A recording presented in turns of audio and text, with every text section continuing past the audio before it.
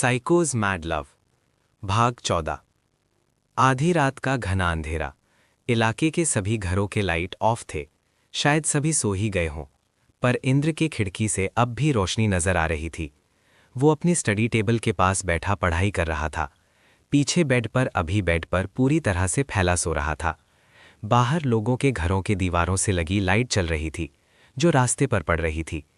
इंद्र उबासियां लेता हुआ नोटबुक में कुछ लिख ही रहा होता है कि उसके कानों में कुछ गिरने की आवाज़ पड़ती है, जो बाहर से आई थी।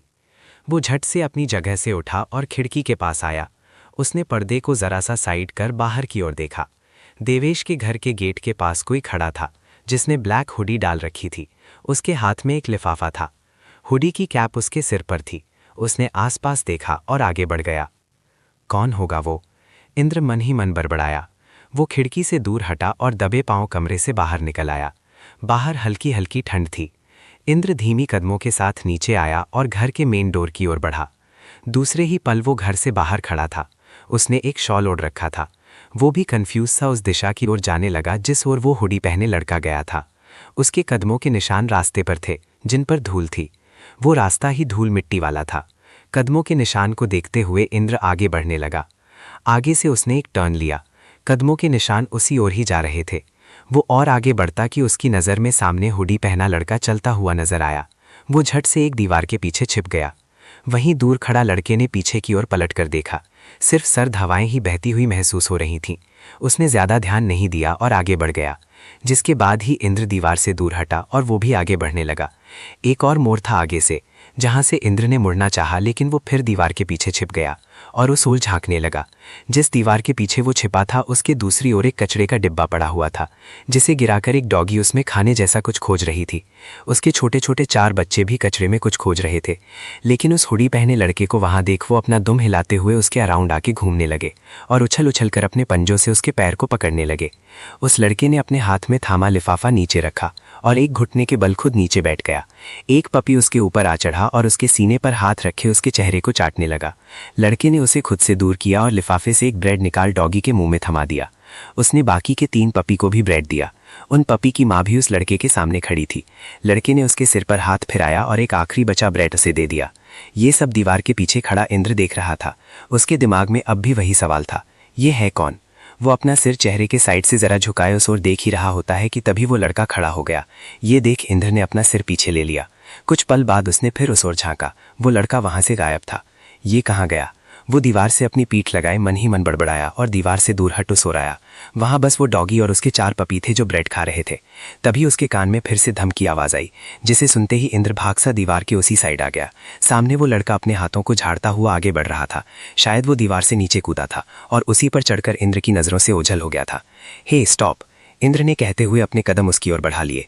वो लड़का रुका नहीं और अपनी रफ्तार बढ़ा ली। मैं तुमसे ही कह रहा हूं, तुम्हें सुनाई नहीं दे रहा क्या? रुको! इंद्र ने भी अपनी रफ्तार बढ़ाई, लेकिन सामने चल रहे लड़के की आवाज उससे तेज थी। इंद्र ने अपने कदम रोक लिए और कुछ सोचकर बोला, देवेश!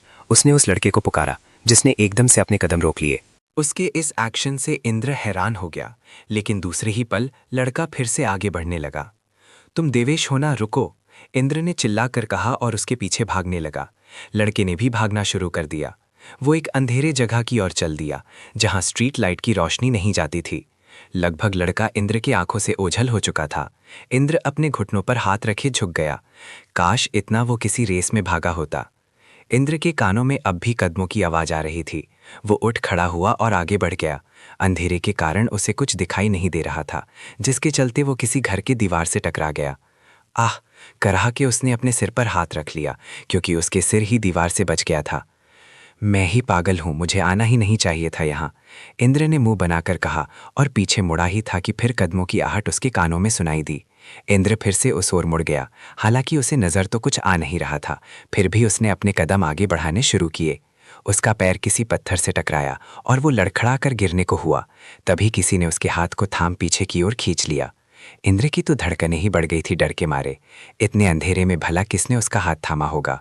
उसकी आंखों में खौफ था और बार बार निगाहें वो यहां से वहां दौड़ा रहा था। कौन हो तुम? वो अपनी हकलाती हुई जुबान के साथ बोला ही था। तभी उसके बाल से एक ठंडी हवा का झोंका गुजरा, जिससे इंद्र ने अपना रुख उस तरफ कर लिया। अचानक किसी ने पीछे से उसके कमर को पकड़ लिया और उसके गर्दन को हल्के से चूम आगे की ओर धकेल दिया। इंद्र लड़खड़ाता हुआ जमीन पर आ गिरा। उसके एक हाथ गर्दन पर था और वो डरी सी निगाहों के साथ उस अंधेरे की ओर देख रहा था। अगले दिन देवेश स्कूल की यूनिफॉर्म में विनाश के साथ इंद्र के घर के सामने खड़ा था। गेट के पास हेजल जी अभी के साथ खड़ी थी। अभी भी स्कूल जाने के लिए तैयार हो चुका था। हमेशा की तरह मेरी बात मानकर स्कूल में कोई शैतानी नहीं करना, समझे? हेजल जी ने अभी के कंधे पर हाथ रखे कहा। विनाश, कैसी बात करती है हेजल जी? शैतानी बच्चे नहीं तो क्या बड़े करेंगे? बात तो ठीक है विनू तुम्हारी। खैर तुम जाओ इन्हें लेकर, हेजल जी ने अभी के आगे बढ़ा कहा। विनाश स्कूल के रास्ते की ओर से ही अपने रेस्टोरेंट की ओर जाया करता है, इसीलिए वो अपने साथ अभी और विनाश की भी स्कूल छोड़ देता है। साइड में स्कूटी खड़ी थी। विनाश उस पर बैठ गया, जिसके बाद उसके पीछे अभी बैठा और फिर देवेश, जिसने बैठते ही अभी के कमर पर अपनी पकड़ बना ली। हम बैठ गए पम्मा, आप हमारी फरारी को आगे बढ़ाओ, देवेश ने विनाश से कहा, जो हंस दिया और स्कूटी स्टार्ट कर आगे बढ़ा। अपने रूम की खिड़की पर खड़ा इंद्र उनकी स्कूटी को आगे जाते हुए देख रहा था। उसकी निगाहें तो बस देवेश पर टिकी हुई थीं। वहीं उसका हाथ अब भी अपने गर्दन पर था। स्कूल गेट के साइड में विनाश अभी और देवेश के सामने खड़ा था। आज जरा आने में मुझे शायद देर हो जाए, मेरी चिंता मत करना, ठीक है? विनाश ने देवेश के गाल पर हाथ रख कहा।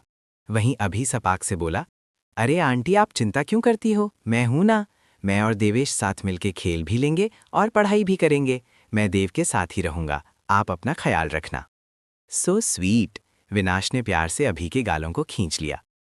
टेक केयर पम्मा, देवेश ने विनाश के गले लगकर कहा और उसके माथे को चूम लिया।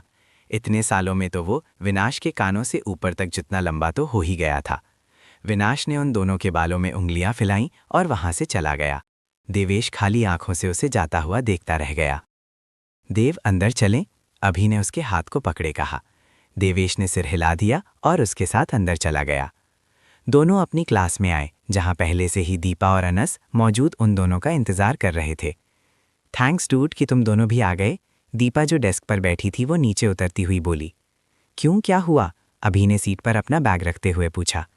अनस फुदकता हुआ उसके पास आया और बोला, कुछ नहीं चिंटू, ये दीपा पगला गई है। अच्छा, पागल मैं हूं या स्कूल के स्टूडेंट्स? साले लोग कुछ भी सोचते हैं यार, दीपा ने कहते हुए अपने कंधे तक आते बालों को नोच लिया। अभी, अरे पर हुआ क्या? कोई पहाड़ तो नहीं टूट गया ना? अभी ने कंफ्यूज निगाहों से दीपा को घूरा, जो हंसती और बोली, जब से मेरी और अनस की तुमसे और देवेश से फ्रेंडशिप हुई है, तब से अनस और देवेश साथ साथ ही रहते हैं, एनी टाइम बाय गॉड। और कुछ स्टूडेंट्स को ये खल रहा था, उन्होंने तो ये भी सोच लिया है कि दोनों का एक दूसरे से चक्कर चल रहा है। कहती हुई वो जोर से हंस पड़ी। तो इसमें गलत क्या है? देवेश की ठंडी आवाज़ उसके कानों में पड़ी, जिसे सुन दीपा का हंसना बंद हो गया। उसने हैरान निगाहों के साथ देवेश की ओर देखा, जो अभी के पास खड़े अनस की ओर बढ़ता हुआ बोला, उनकी थिंकिंग को हम सच बना सकते हैं, है ना डियर? उसके होठों पर एक टेढ़ी मुस्कान थी। नहीं पाजी, मजाक ना करो तुसी, अनस अपने कदम पीछे लेते हुए बोला और वहां से भागना चाहता, लेकिन देवेश ने लपक कर उसके हाथ की कलाई को पकड़ अपनी तरफ खींच लिया। दोनों की हाइट सेम थी। अनस का पीठ देवेश के सीने से जा लगा। मैं मजाक नहीं कर रहा हूँ, seriously, I like you, Devesh ने उसके ठुड्डी को पकड़ कहा। अनस की तो मानो जान ही हलक में आ गई। पाजी, क्या बोल रहे हो? वो हकलाती हुई जबान के साथ बोला। दीप और अभी काफी गौर से दोनों को देख रहे थे। मैं वही बोल रहा हूँ जो तूने सुना। और बता, तेरा पप्पू कैसा है? देवेश ने बड़ी शरारती तरीके से कहा। अनस, कौन पप्पू? एक बार मुझे मौका तो देकर देख, पप्पू हो जाएगा, देवेश ने काफी दीप आवाज में कहा। उसकी ऐसी बातों को अनस बर्दाश्त नहीं कर पाया और बेहोश होकर नीचे गिर पड़ा। अरे ओए, मर गया क्या? दीप बोलती हुई अनस के पास आई।